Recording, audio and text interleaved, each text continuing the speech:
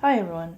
So, since it is going on the end of November and I don't really know how much reading time I'm going to have in December, I figured that I would just start talking about the books that I've read this year now. So, I have been both happy and disappointed with my book journey this year. I have read more than I normally have in a year, but definitely nowhere near what I would like to have read. So I've made a list of books that I've read. So two or actually about four were rereads. And I enjoyed revisiting characters that I love. Talking online to people about, telling them why I love these books, or, hearing that they love the books or they didn't like this or that, and hearing different opinions. Going back and picking up more of things that maybe I didn't before. Because sometimes you forget things and you're like, oh yeah, that's, something that really makes the book good, or I didn't like that in the book. Whatever. It was just fun to revisit. I read The Giver, reread it for, I'm going to say, probably the third time. Well, more or less the second. I half read it one other time besides the time that I fully read it. And while I loved the book, it was some time before I had read it again. So there were a little bit of things that I forgot.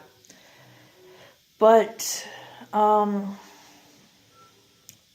really enjoyed it because, a lot of the things that we are hearing in the world right now, especially when it comes to things like, freedom of speech and people wanting to censor this and that, how people feel about being offended versus not being offended, wanting to take away this or that.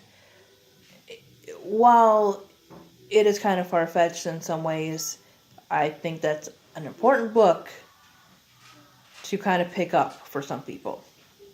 It's a middle grade, yes, but it is greatly written. It's a great plot. A character that you care about.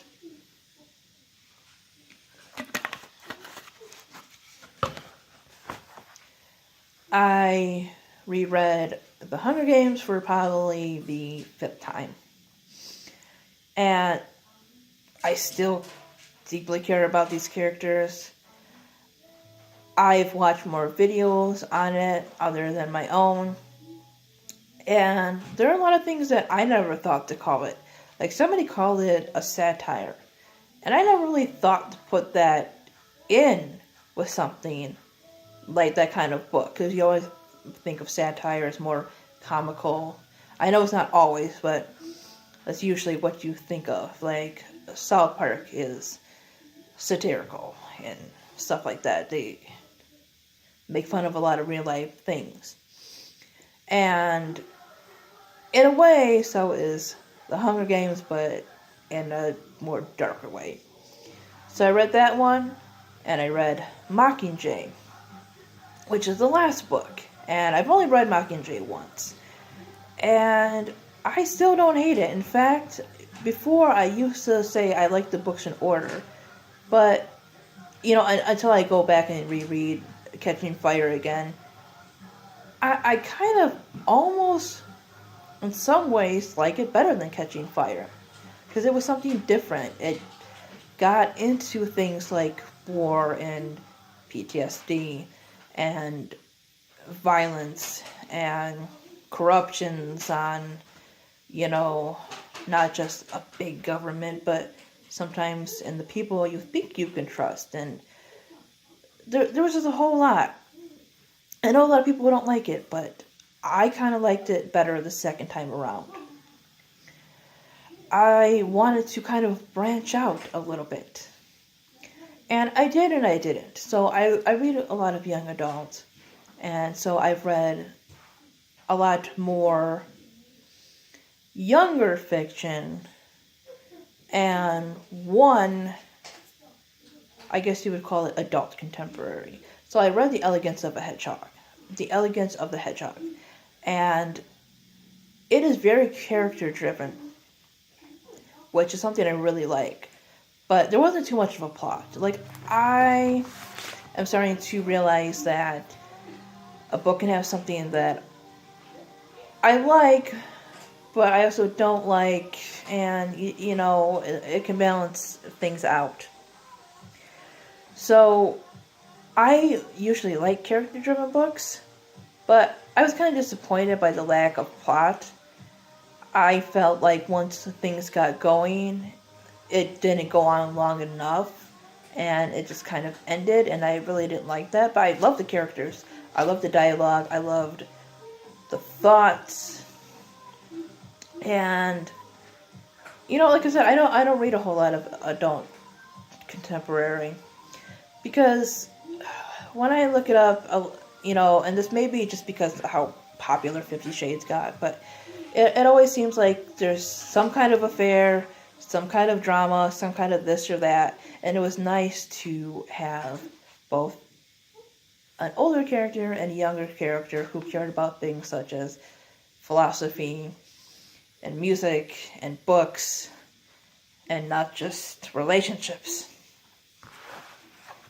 Like, people make fun of young adults a whole lot for love triangles, but they really don't call out some of the older things about affairs or bondage or whatever the hell else. So it's nice to read a book that wasn't solely focused on getting some kind of partner.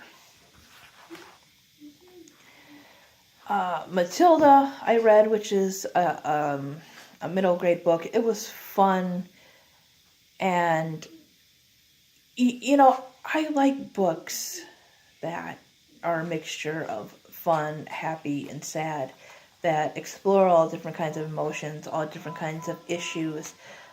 I don't like, things that suggest that children or teenagers are too stupid to handle certain things. Obviously, stuff has to be age appropriate to some degree, but I don't feel like you have to completely dumb it down. What I'm saying is to be age appropriate.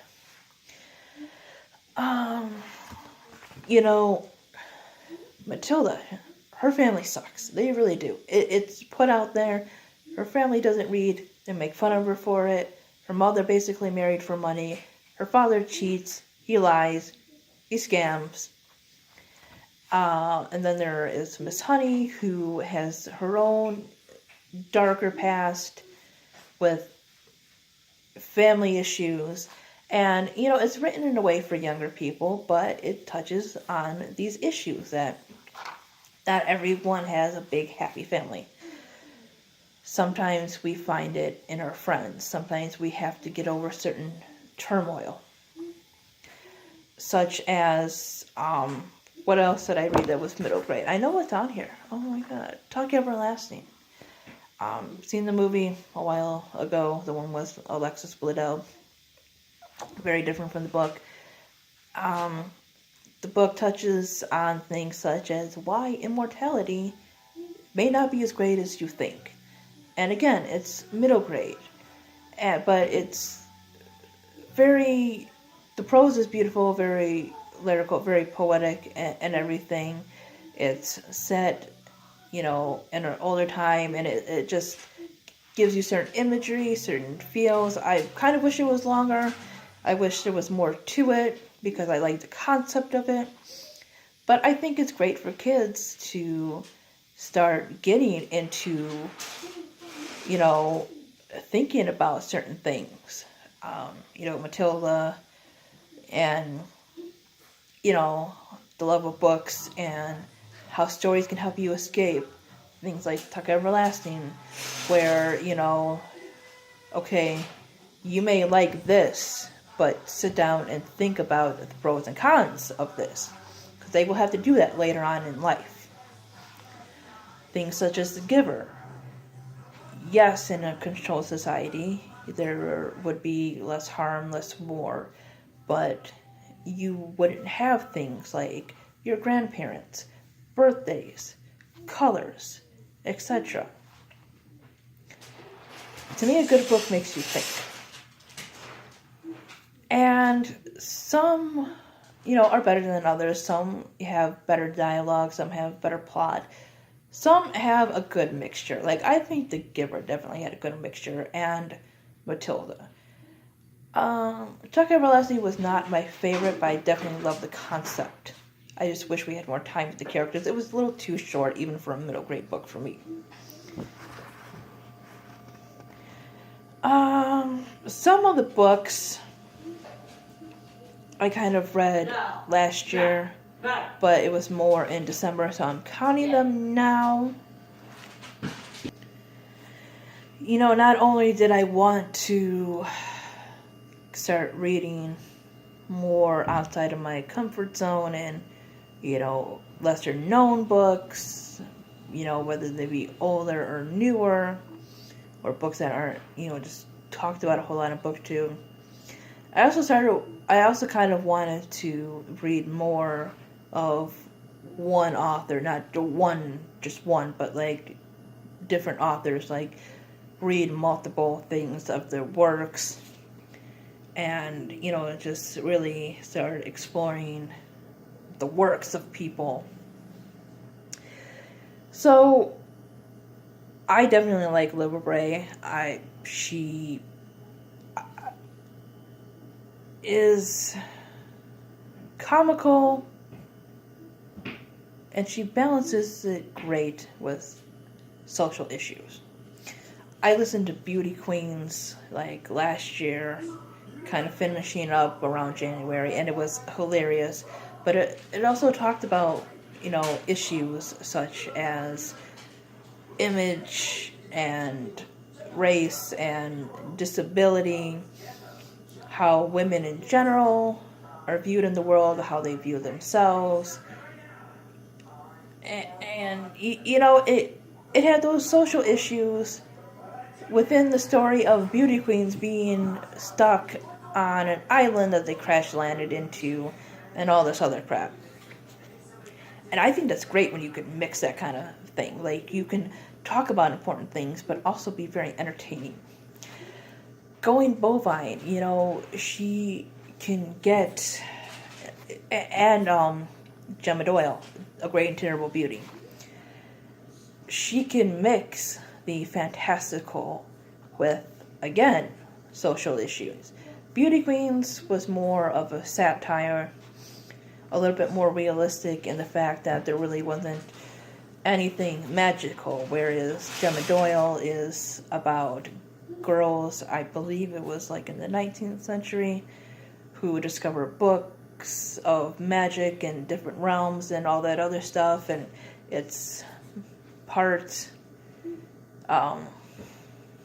that English society, part magical, and I guess historical fiction going back to the whole society thing.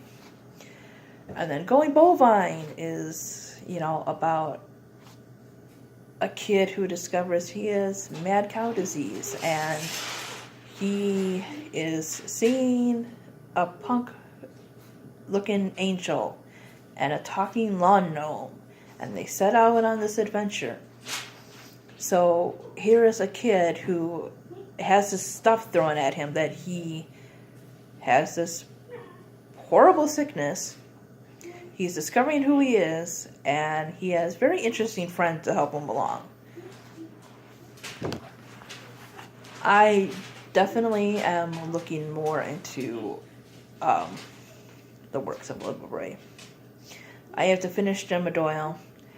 I have to pick up the Diviners series, because I hear that is pretty good too. I read her short stories in Zombies vs. Unicorns, and I thought it was okay, but it wasn't until I picked up Going Bovine that her writing just hooked me. I thought it was really unique, and just something that made me want to read more. And an unpopular opinion now is that I don't hate John Green. In fact, I like his stories, I like his plots. Sometimes I think that a couple of his books, there's not enough to them. I really enjoyed An Abundance of Catherines. It was fun. It was different. It was lighthearted, but I liked the characters. I liked his friend Hassan, Colin's friend. I liked the fact that, he was intelligent, but he also had normal young adult problems. They set out on a road trip and found weird writings on the walls. I just like those quirky kind of things. Those discovering who you are, slice of life kind of things. And I think that would make a fun movie. I enjoyed Paper Towns. Now, the thing about Paper Towns, I kind of like An Abundance of Catherines better.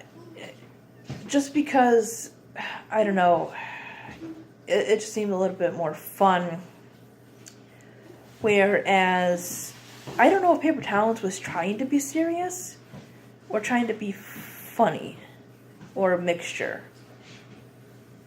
I just think that was dealt with a little bit better with The Fault in Our Stars.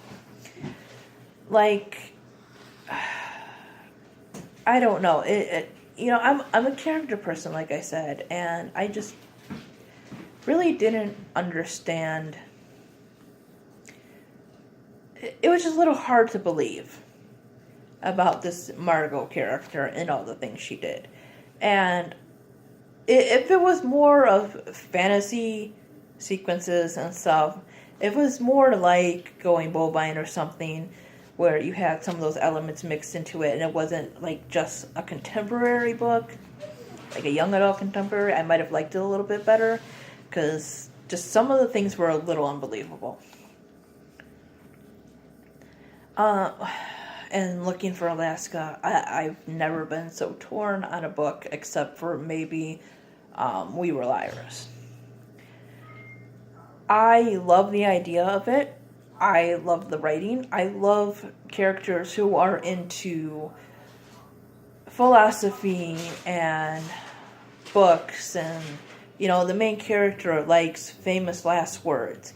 I like weird stuff like that. Like I said, I like books that think that young people, young adults, children, etc., are capable of thought, of deep thinking, of processing different thoughts and different opinions and such. I should have loved that book, but the character, I just hate hypocritical things. I really do. I should have loved Alaska Young. I really should have. I should have loved all the characters, but I can't get past certain things. I can't get past a character who cries about feminism because one of her classmates asked her to iron something, yet she is okay with hooking it up with somebody else because her boyfriend is gone, and it's like cheating. Cheating is not feminist. Cheating is not gender equality. It's none of that shit. It's cheating. It's bad no matter who you are. And the fact that everyone just loved this character despite the fact of what she did. Okay, yes, she's rebellious. A lot of people are, both men and women. Yes, she had a favorite book. She talks about this and that in life. She snuck out. She found ways to get cigarettes and other things being underage. She's not the only person in the world who's done that, and You know, if this was real life, she would probably not be the only person at that school who kind of figured that out or had stuff like that happen. So I never understood reading this book what made her so special. Like, there was no other character that people loved as much as her. And it's like, really, she's the only one? The only one. That's where it got unbelievable.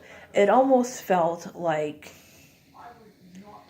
The Fault in Our Stars was a better version of those two. Like, the two characters kind of were like gender swapped in The Fault in Our Stars, and they were much better people.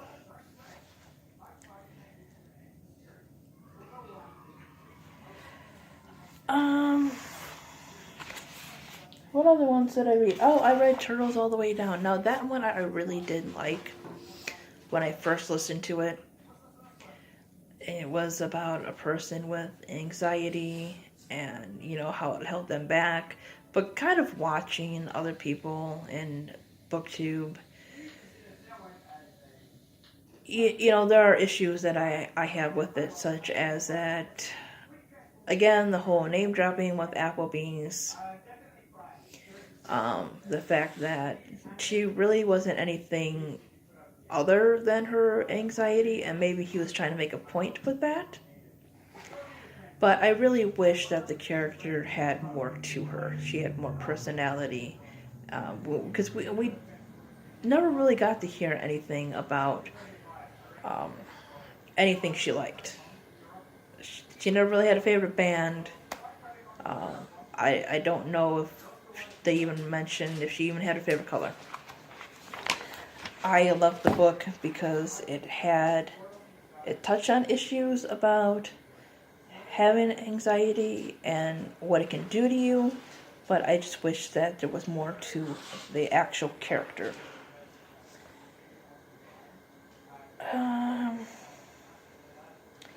So I'm going to stop that there. I might make a part 2 and talk about more books, because there is more books. But basically, I just kind of wanted to make a video talking about what I've read through the year, and, you know, if my perspectives changed, or just what I felt. Anyways, bye guys.